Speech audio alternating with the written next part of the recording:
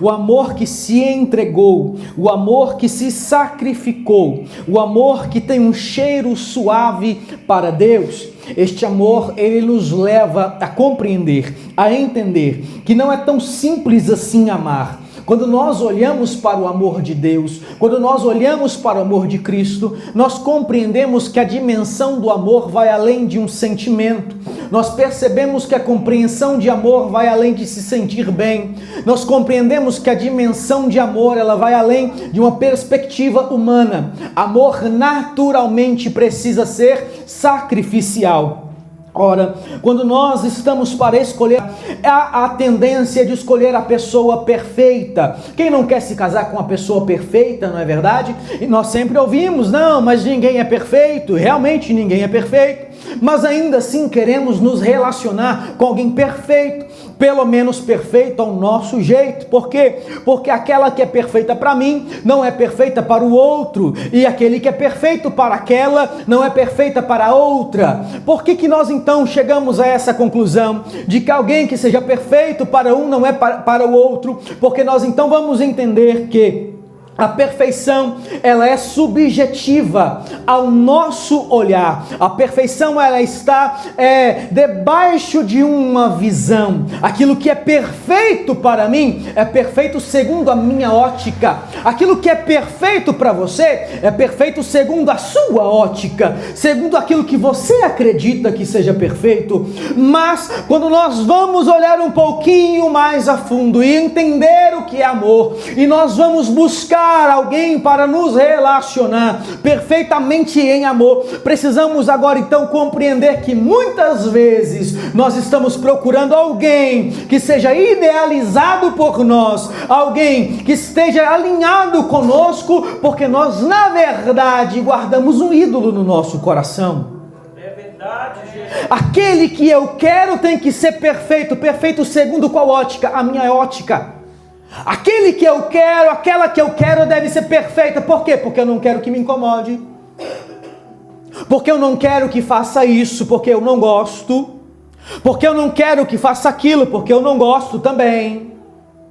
Porque eu tenho dificuldade de perdoar. Tenho dificuldade de lidar com defeitos. Então tem que ser perfeito segundo o que eu quero, para que eu possa lidar. Mas e o interesse da outra pessoa? Parece que o interesse da outra pessoa pode ser desprezado. Então, descobrimos que não queremos, na verdade, alguém para casar, mas queremos alguém para nos servir. Que seja igualzinho a mim. Porque se for diferente, não serve, não presta, não vai. E assim a gente acaba perdendo de vista o propósito divino. E então não estamos sendo imitadores de Deus como filhos amados, e não estamos andando em amor e nos entregando como Ele se entregou. Andam com Ele, porque para aqueles que andam com Ele e andam em amor, a ordem é: fale ao meu respeito, pregue ao meu respeito, anuncie as boas novas. Meu irmão, não espere que as pessoas lá fora falem de Jesus. Entrou aqui, recebeu uma mensagem, recebeu uma palavra, recebeu uma profecia, foi curado. Não espere que essas pessoas espalhem. Jesus não espera que elas espalhem o Evangelho por amor. Aleluia. Ele espera que você espalhe o Evangelho por amor. Por amor a quem? Por amor a Ele, por amor a almas, por amor ao Evangelho, por amor ao mundo caído. Ele espera que nós anunciemos por amor. Por quê? Porque somos a sua noiva. Por quê? Porque Ele nos escolheu além ou apesar dos nossos defeitos. Porque Ele nos amou sacrificialmente. Porque Ele olhou para você com todos os seus defeitos e disse: eu vou me casar com você. Nós o amamos, nós o amamos, nós o amamos. Mas às vezes a religião é mais forte do que nós. Mateus capítulo 27, ela vai dizer que Pilatos estava para decidir o que fazer com Jesus. E o texto demonstra que Pilatos, de alguma maneira, queria deixar Jesus embora. Eu não encontrei nele culpa alguma. De que vocês o acusam? Só que a pressão da religião, pastor Josiel, foi maior. A pressão da religião sobre o psicológico humano, ela é maior. E muitas vezes, guarde isso, a influência psicológica é maior do que a espiritual. Muitas vezes. É por isso que pecamos. É por isso que você ainda não entendeu por que você ainda não se rendeu. Porque a influência psicológica, ela é sentida na carne. Você pensa aqui, você sente aqui. A influência psicológica, ela é manifesta com maior facilidade na carne. Por isso que devemos jejuar, por isso que devemos orar, para fortalecer o espírito. A palavra do Senhor diz: andai em espírito e não cumprireis as concupiscências da carne. A influência psicológica, ela é muitas vezes maior do que a espiritual. O inimigo, quando ele sopra na nossa mente alguma coisa, às vezes não é como se nós fôssemos malucos que ouvem vozes. Não, é uma ideia que parece nossa, o nosso pensamento.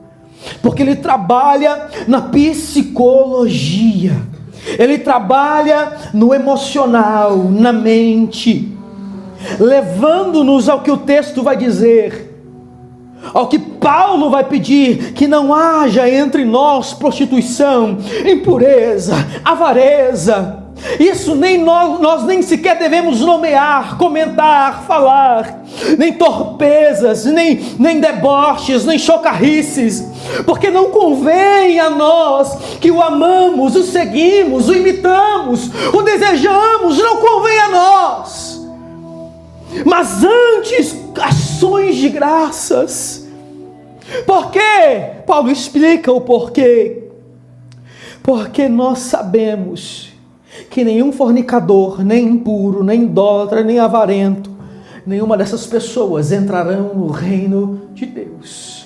Paulo está suplicando a igreja de Éfeso, e eu suplico a igreja desta cidade, que nós devemos andar em amor e seguir a Jesus em amor, e seguir a Deus em amor. Eu não estou preocupado se você vai dar glória a Deus. Eu não estou preocupado se você vai falar em línguas. Eu estou preocupado em entregar o que Ele me deu para falar. Aleluia! Falar de Jesus é necessário, é essencial e é urgente. João capítulo 1, versículo 30. João, o Batista, está falando de Jesus. É verdade, Deus. Não se sabe se João vinha falando de Jesus com um que vem depois de mim.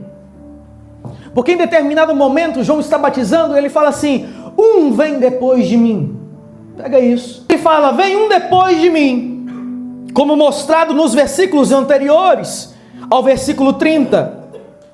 Mas é notório que assim que João fala de Jesus e do seu ministério, Jesus aparece. Você percebeu isso? Está no texto. Logo depois que João fala: vem um depois de mim que vos batizará com o Espírito Santo e com fogo. Aleluia. O texto vai dizer que Jesus vem descendo o monte até ele. Eu gosto de repetir isso, eu sempre encontro um texto para falar isso. E hoje eu encontrei João 1,30. Porque sempre quando nós falamos de Jesus, tem uma grande possibilidade de Ele aparecer. Aleluia. Sempre que falamos de Jesus, aleluia, os discípulos, depois que Jesus havia morrido, e depois que Jesus havia ressuscitado, eles não sabiam que Jesus havia ressuscitado. Nós sabemos que chegam as mulheres e falam: alguns homens falaram isso, Pedro duvida, Pedro vai até o túmulo. Quando Pedro volta, eu encontrei realmente como elas haviam falado. Depois chega outros 2 discípulos, eles começam a falar de Jesus. E o texto diz: enquanto eles falavam de Jesus, Jesus se manifestou no meio deles. Enquanto falamos de Jesus, enquanto cantamos sobre Jesus, enquanto buscamos Jesus, há uma possibilidade muito grande de Ele se manifestar. Nós estamos nessa noite reunidos em seu nome, e há uma grande possibilidade de Ele entrar pelas portas. É claro que eu digo isso como figura de linguagem e com permissão que eu tenho, porque o Senhor já está aqui. Mas sabe quando há a convicção de sua presença? Aleluia. Há uma canção que diz assim: Ele não mandou, Ele mesmo veio. Aleluia! Ele não manda anjos, Ele mesmo vem. Ele tem prazer. Aleluia! Quando Ele encontra pessoas que o desejam, Ele tem prazer de vir. Por quê? Porque Ele nos ama. Quando Ele encontra pessoas que o imitam, que se parecem com Ele, Ele vem. Ele fala assim: realmente se parece comigo. Olha para Ele, olha para mim, somos iguais. Aleluia. Será que se o Senhor Jesus entrar aqui nessa noite, nós poderemos ver Ele em sua face? Aleluia. Será que o Senhor Jesus se manifestar aqui nessa noite, Ele encontrará repouso, Ele encontrará lugar, oh, aleluia. Aleluia. A glória vai neste lugar. Revela a tua glória. Mas nós precisamos caminhar no caminho da santidade. Nós precisamos caminhar no caminho da santidade. Às vezes aquilo que a gente quer é que haja mover, haja, sabe? É muito bom, sou pentecostal. Meu irmão, minha mãe começou a ir para a igreja, eu tinha 6 meses. E é uma das igrejas mais pentecostais que eu conheço. Tinha profecia, tinha revelação, expulsava demônio todo santo dia. Deus é amor. Eu criança, menor que esses meninos aqui, menor que o menino do Josiel, eu vi um demônio no telhado. Eu tinha pesadelo quase toda noite. Não queria ir para aquela igreja. Eu era atormentado. Também não orava. Não tem nada a ver. É demônio demais. Mas quando nós chegamos no capítulo 7 de Mateus, nós vemos algo maravilhoso acontecer. Aleluia. O capítulo 7 de Mateus vai narrar a história de uma mulher que desesperadamente vê uma multidão e ela sabe, aquela multidão é Jesus. Eu imagino que ela estava há meses programando, planejando se encontrar com Jesus. Aquela mulher, ela não é descendência de Abraão. Aquela mulher, ela não precisava carregar a mesma fé de Abraão, ela não precisava reconhecer a mesma fé de Abraão, mas assim ela fez. E ela foi até Jesus. A palavra vai dizer que ela vinha correndo e gritando: socorro! Me ajuda! Me salva! É verdade. Ela pede socorro para ela, mas a verdade é que quem estava precisando era um parente, era uma filha. E Jesus então ele entrega uma palavra para ela que é dolorida, uma palavra dolorida, que todos conhecemos. E ele diz assim: não é lícito que eu tire o pão dos filhos e entregue aos cachorrinhos, sim ou não? Sim. Só que aquela mulher, ela não para pensar na resposta, ela sabe. Aquela mulher, ela não para. Eu imagino e assim a minha fé me conta, que o Espírito Santo deu àquela mulher a palavra para responder. A verdade é que essa mulher, ela expressa muito mais do que uma humildade e um desespero. Ela expressa muito mais do que uma vontade de receber a bênção. Ela expressa conhecimento. Algo que muitos de nós, cristãos, estamos desprezando.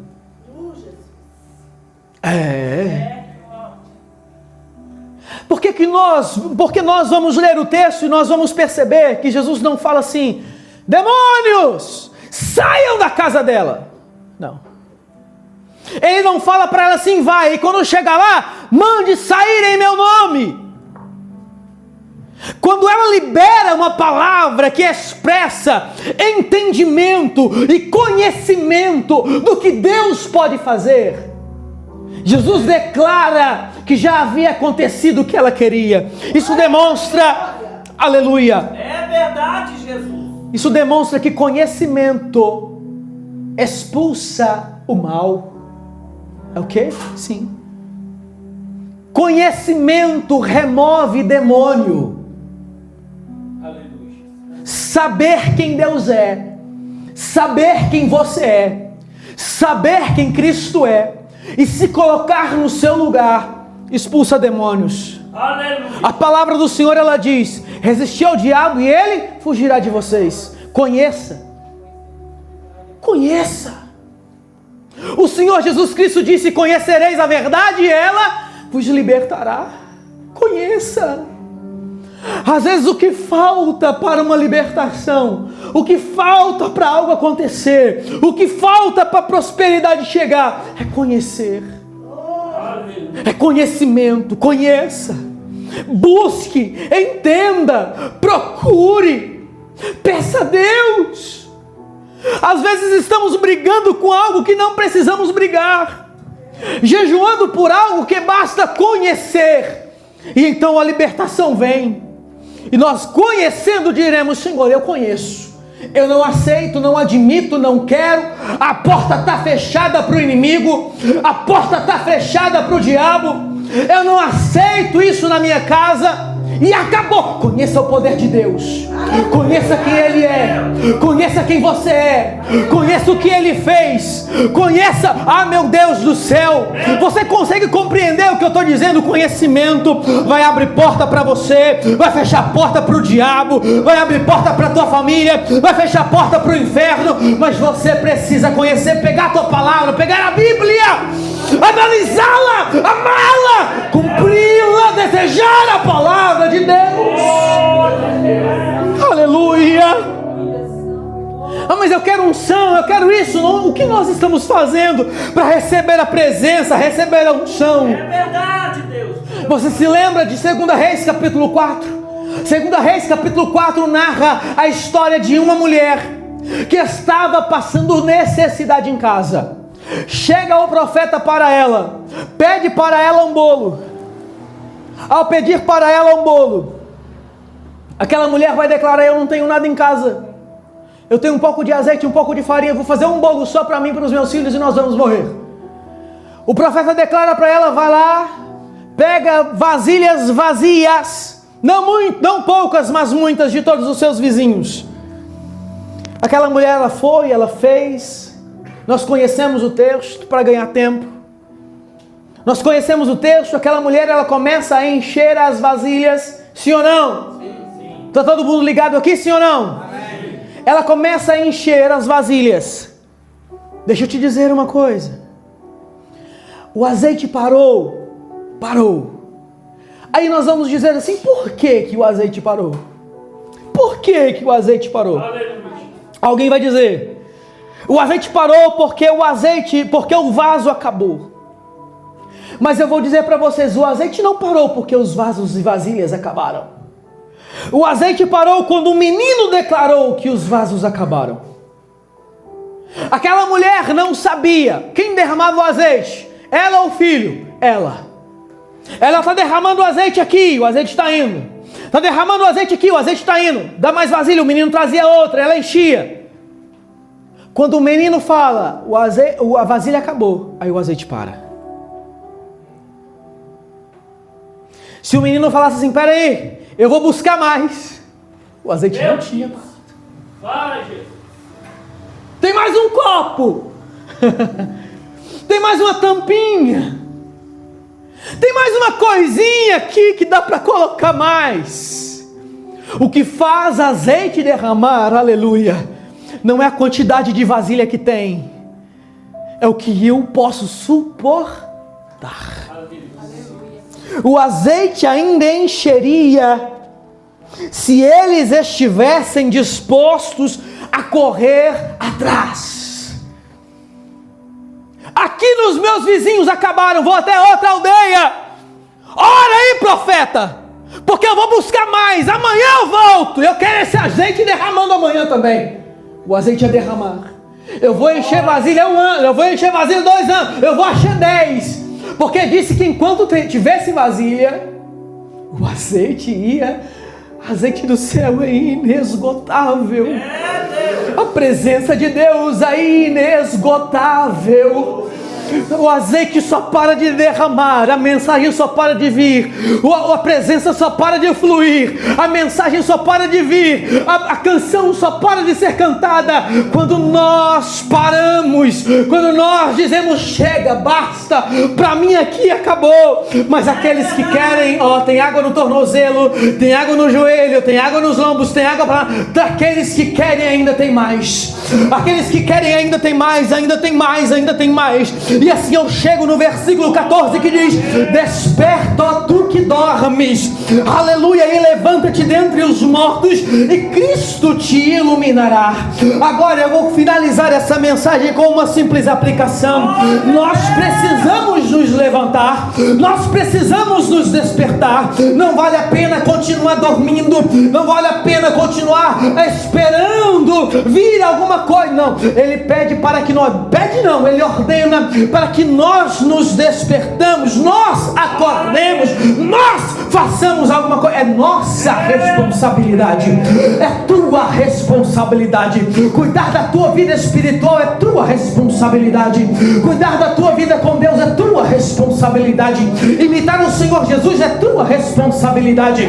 Você pensa assim: mas o culto de ensino está fraco, mas você tem Bíblia em casa. O culto da vitória está fraco, mas você também sabe orar, você também sabe jejuar, você também deveria saber buscar. Fica esperando de pastores, fica esperando de pastores, de pregador.